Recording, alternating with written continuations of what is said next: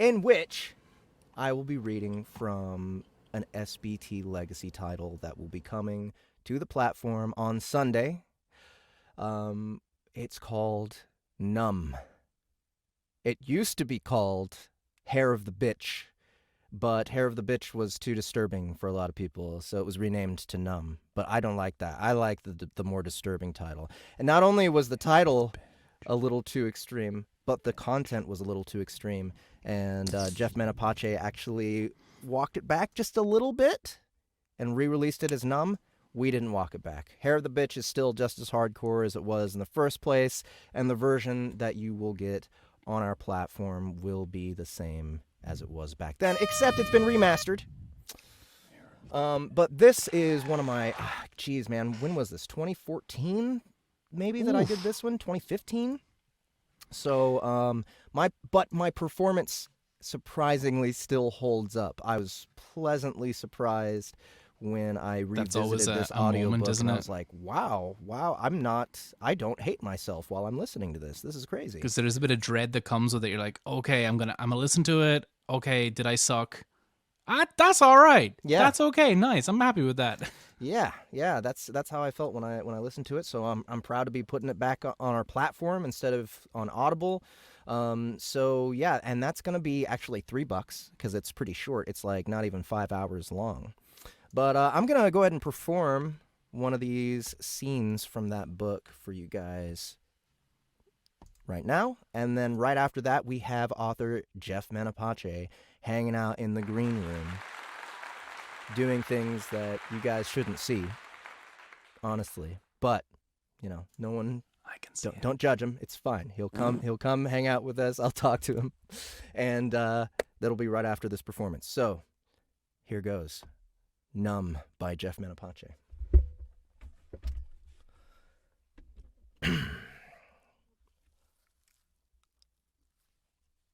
I don't remember driving to her house, and I could not, for the life of me, give you even the most rudimentary directions on how to get there.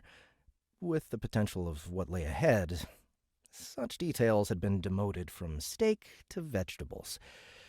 In a matter of moments, we were on her porch, and I shit you not, she kicked open the front door. Her hand gripping mine, she pulled me up a flight of stairs and led me to a bedroom. I had not managed, nor had the time or opportunity, or a fucking care, to get a look at the rest of the interior of the house, but the room the two of us now occupied was huge. Its red and black decor suggested eroticism with a devilish taste of the unknown, a kind of danger that entices our better judgment, woos with control and power and all kinds of good wrong. I barely had a chance to take everything in before Angela was guiding me towards the foot of an enormous bed. She kissed me, sucked on my lower lip as she withdrew, and then shoved me backwards onto the bed where I happily flopped. She wasted no time in joining me, straddling my waist, undressing the both of us, pausing every now and again to fondle, tantalize, and tease, securing my state of arousal, as if it was going anywhere. This was brutal anticipation at its best. My entire body throbbed. We were nearly naked, me in boxers, she in a bra and panties I wanted to eat. We locked eyes. And then with a flick of her chin, she gestured above my head. I followed her gaze, turned and glanced up. A pair of leather wrist wraps dangled across from one another along the headboard. Handcuffs that didn't look like handcuffs. I hadn't noticed them when first flopping on the bed. They, too, had been demoted to vegetables. I turned back to Angela, and in a failed effort to control my eagerness, attempted to cut short her performance by reaching up and pulling her to me. My grip was instantly met by hers. She released hold on one of my wrists and wagged a playful finger in my face. "Bad boy, Mr. Court," that waving finger said. I smiled and let my arms go limp. She began fastening my wrists to the leather cuffs overhead. Finished, she slid off my body, tongue tracing my torso as she did, God bless her, and stood before me at the foot of the bed. She was still wearing her bra and panties, and I took in every inch of her. I guessed her height at about 5'7". Her weight I didn't care to guess. My eyes gifted me with far more than a scale ever could. Full and curved in all the right spots, taut and firm in all the right spots. Her hair was shoulder length and dark, almost black, the color accentuating her blue eyes. Lips full and red, her blue eyes accentuating them. Assuming I wasn't still asleep in my car, this was real. I was about to have Angela. "All good?" she asked, gesturing towards the cuffs that held my wrists overhead. I could only nod my confirmation. Words had no place here. She smiled her approval and turned her back to me. Slowly, she bent and removed her panties, revealing an ass you wanted to bite and kiss and slap and bite. An uncontrollable spasm of anticipation hit me, and I inadvertently tugged on the cuffs overhead, and my right wrist nearly popped free. Turns out the cuff was loose and not properly fastened. Her back still to me, Angela had not noticed my incident with the loose cuff, and I sure as hell wasn't about to let her notice lest she stop her performance to refasten the stupid thing. So I simply held my hand in a fixed position as though the cuff on my right was as tight as the one on my left. As long as I didn't do anything stupid like that again, I figured I'd be okay. Once her panties had been removed, Angela went to work on her bra, glancing over her shoulder at me as she did so.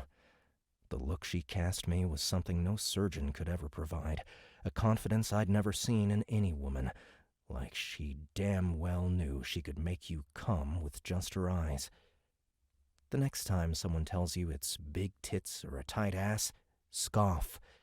Nothing is sexier than the elusive trait of true confidence. The bra was off.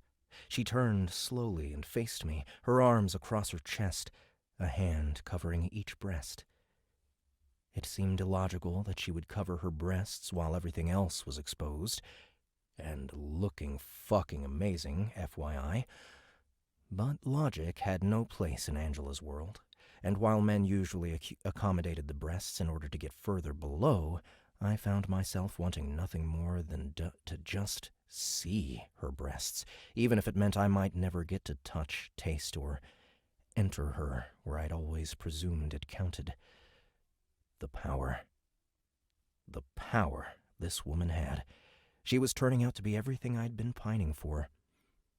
My state of arousal was now higher than it had ever been. I wanted her on the bed with me. Nothing else mattered. Nothing else existed. The strange room was my whole world, and Angela and I were the only two people alive. Or so I thought. Something caught my attention to the right of me. About 15 feet from the bed, a pair of long red drapes hung and cloaked what I assumed was some kind of panoramic window. What made these drapes catch my attention at a time when very little else could catch my attention was that I was sure I saw something move behind them. Angela, reading my face, turned and joined me in staring at the drapes, hands still covering her breasts. "Now!" she said. I looked at her, and then immediately back at the drapes, as a man stepped out from behind them. At least I think it was a man. Hell, it had to be. He was huge.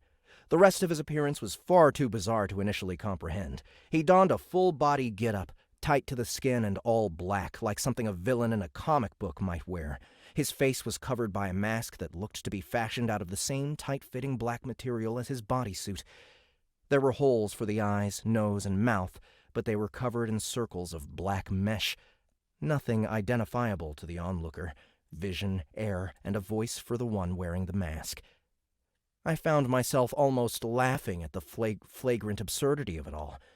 I wanted Angela to take me to places as yet untapped. But this?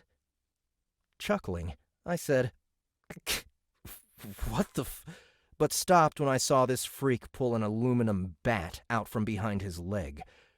hardly chuckling now. "What the fuck?" As if my words were a starting pistol, the freak let out a deafening battle cry and rocketed towards the bed, bat cocked and ready. I quickly rolled to the left, my right wrist that hadn't been properly fastened to the cuff breaking free, allowing me out of harm's way. Thank God I never mentioned the fucking thing. The bat clanged off the headboard a mere 2 inches from my head. I rolled off the bed completely and began frantically working on the remaining cuff that held my left wrist. The cuff was held on by the same mechanism you might attach a leather belt, and the pulling I'd just done caused a good deal of tension to accumulate, tightening the bond. I needed to loosen the slack.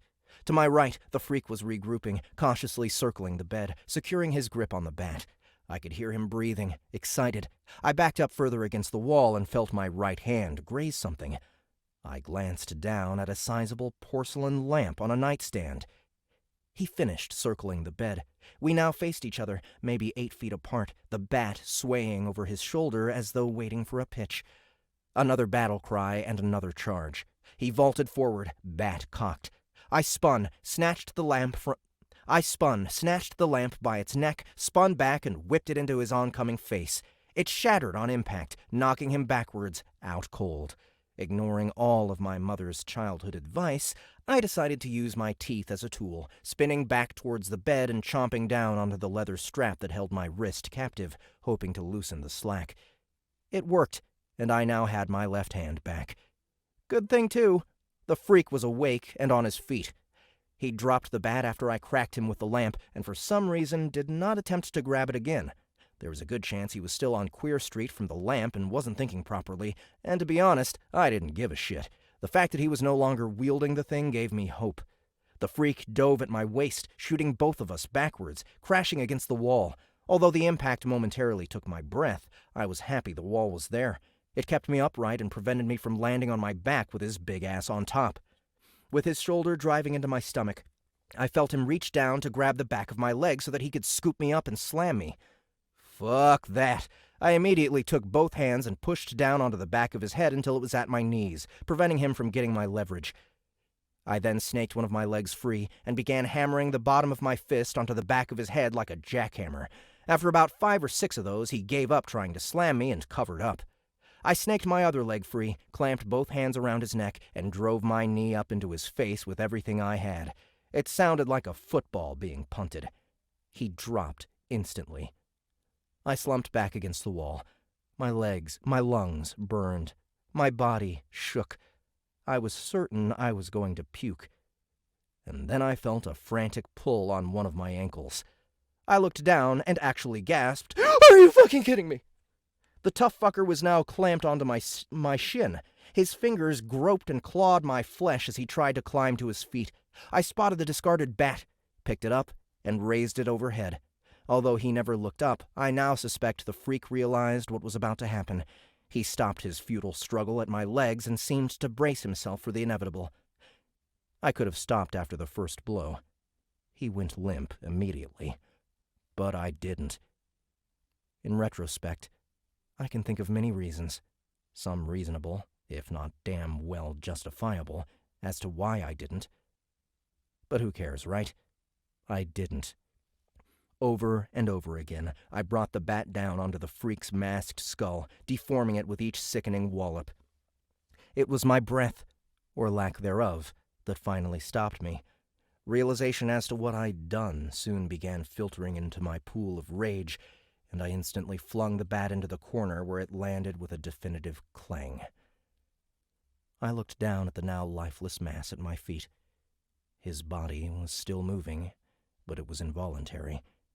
Just a convulsive twitch or two until he was officially a corpse. A corpse. He was dead. The guy was fucking dead. And I had killed him.